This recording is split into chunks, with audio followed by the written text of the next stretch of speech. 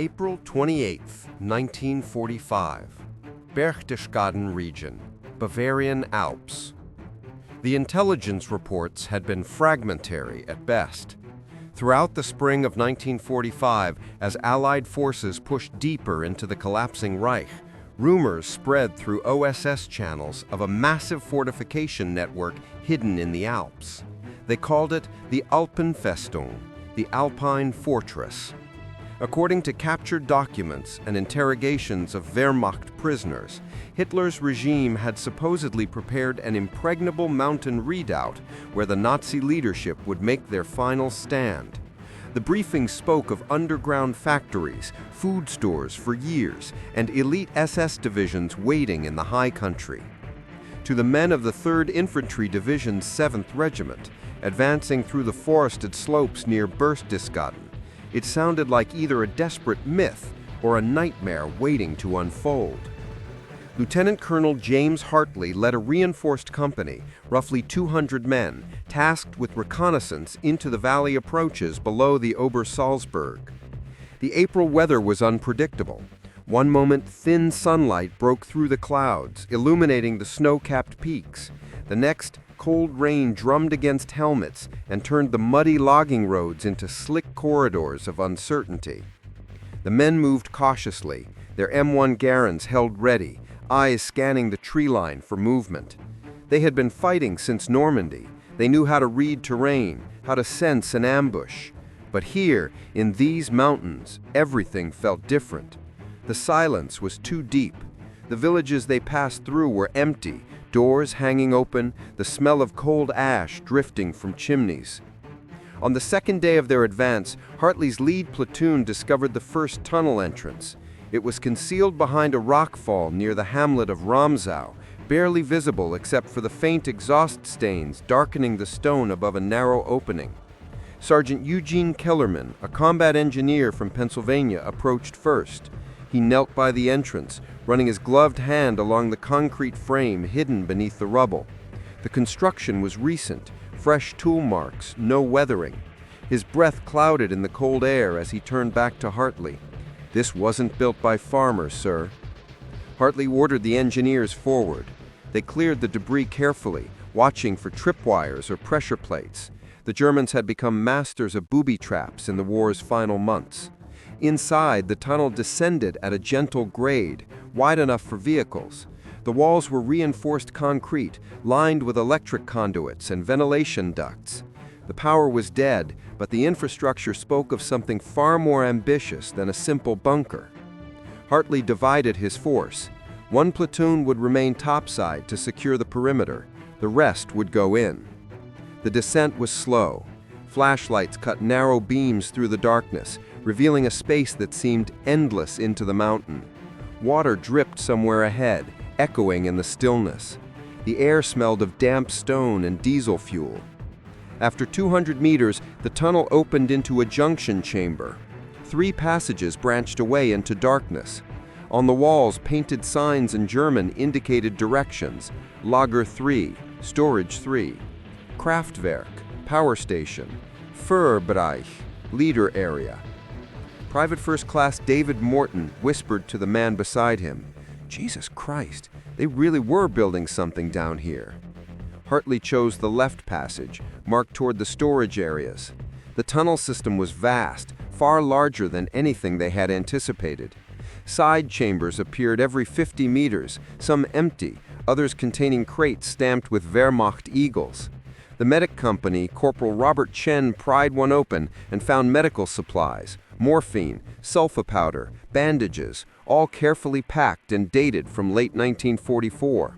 Another crate held rations, enough to feed a platoon for weeks. But there was no sign of the division supposedly waiting in these mountains. No soldiers, no officers, just the hollow infrastructure of a fortress that had never been fully realized. They pressed deeper. The temperature dropped. The men's breath came in visible puffs, and frost began to coat the walls. After nearly an hour of cautious movement, they reached another large chamber. This one was different. The ceiling vaulted upward into darkness beyond the reach of their lights. Heavy machinery stood silent along the walls, generators, ventilation equipment, all German-made, all unused. In the center of the chamber, illuminated by the crossing beams of a dozen flashlights, stood a massive steel door. It was circular, like a bank vault, with a complex locking mechanism and a small viewing port of thick glass. Someone had stenciled words across the door in white paint, "Nur für autorisiertes Personal," authorized personnel only. Kellerman approached the door and examined the lock. It was undamaged, still sealed. He tested the wheel mechanism. It resisted, then slowly began to turn with a grinding metallic shriek that echoed through the chamber. The men tensed, weapons raised, half expecting something to come rushing from the darkness behind them. But nothing moved. The wheel turned 3 full rotations, and then something deep within the door mechanism clicked. Kellerman pulled, and the massive door swung slowly outward on counterweighted hinges. The air that rushed out was different, colder, stale, but also carrying a faint chemical smell that made several men step back instinctively. Hartley moved forward, his flashlight beam probing into the space beyond. The light revealed another corridor, narrower than the others, descending steeply. But it was what lined the walls that made him stop.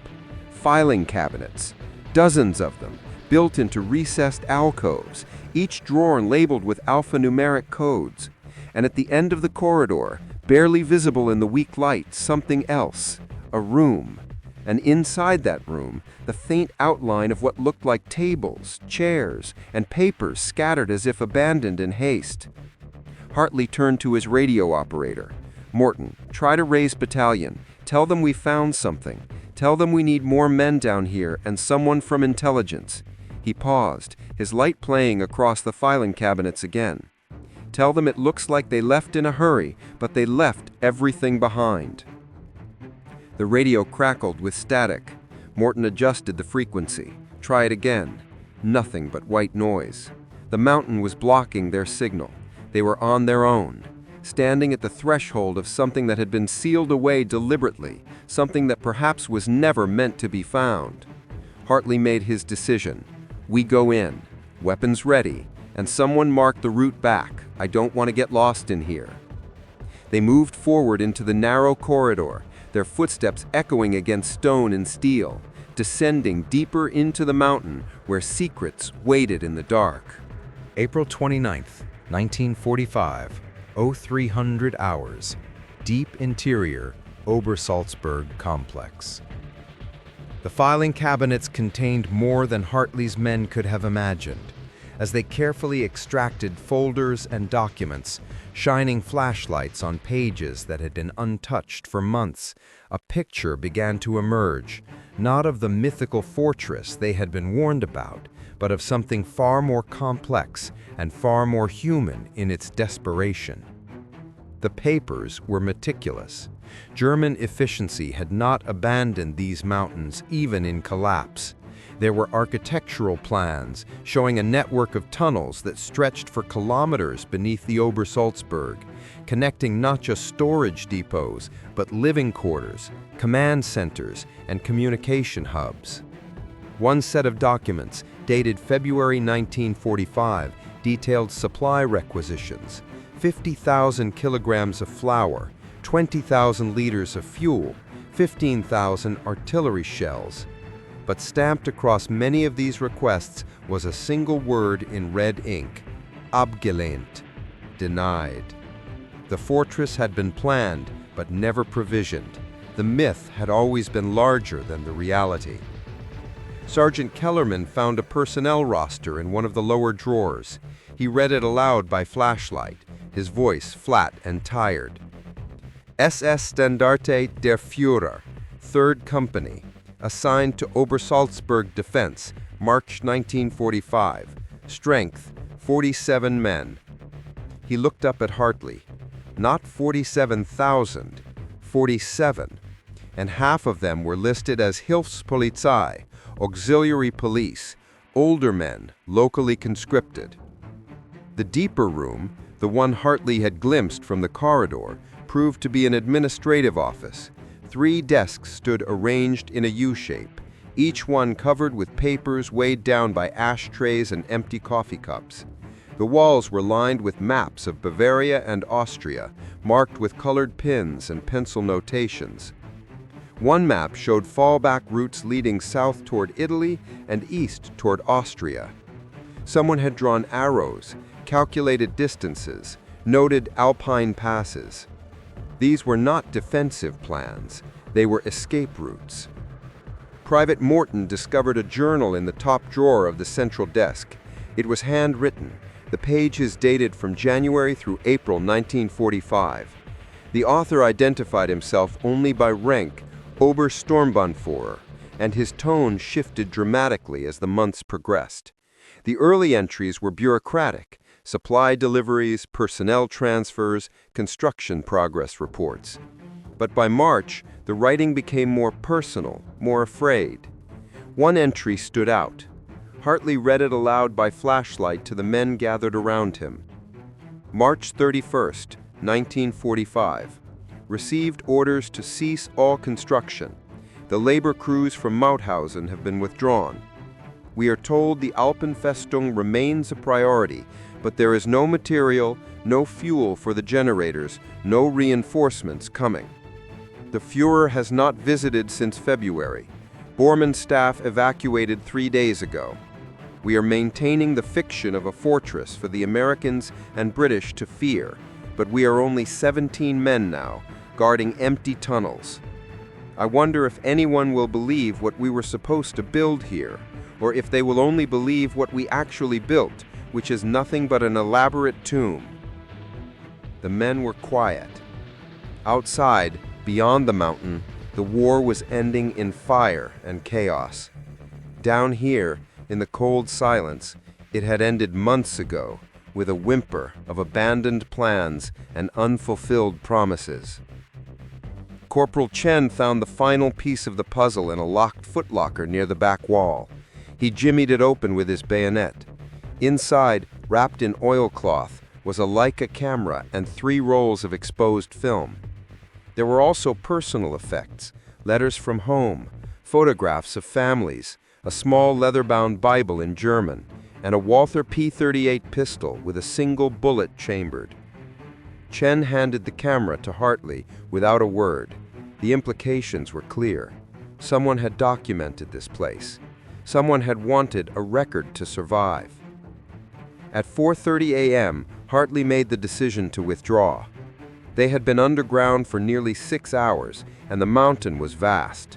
There could be more chambers, more tunnels, but his men were exhausted, and the mission had evolved beyond reconnaissance. They needed specialists, intelligence officers, translators, engineers who could map the entire complex. He ordered everything of value collected: documents, the journal, the camera, the maps. They would leave the medical supplies and rations. If anyone was still hiding in these mountains, they would need them more than the advancing Americans. The return journey was faster, but no less tense. The men moved in silence, each lost in his own thoughts. They had expected to find a fortress. Instead, they had found a monument to a regime's final delusions, a hollow promise carved into stone, abandoned before it could ever become real. When they finally emerged into the gray dawn light, the cold mountain air felt like absolution. Hartley stood at the tunnel entrance, watching his men file past, and then turned back for one last look into the darkness. 3 weeks later, in a SHAEF intelligence summary circulated to senior Allied commanders, a brief paragraph appeared. Investigation of the so-called Alpen Redoubt reveals extensive tunnel construction near Berchtesgaden, but minimal defensive capability. The fortress appears to have been largely propaganda, intended to prolong resistance by creating the illusion of a final Nazi stronghold. Captured documents suggest the project was abandoned in early 1945 due to material shortages and Allied advance. No significant military threat discovered.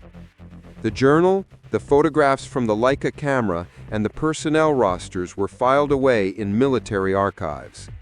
The tunnels themselves were eventually sealed by U.S. Army engineers, collapsed with controlled demolitions to prevent their use by displaced persons or black marketeers in the chaotic post-war months.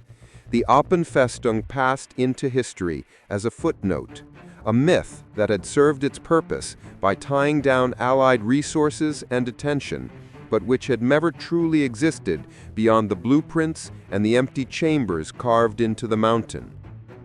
Lieutenant Colonel Hartley returned home to Virginia in October 1945.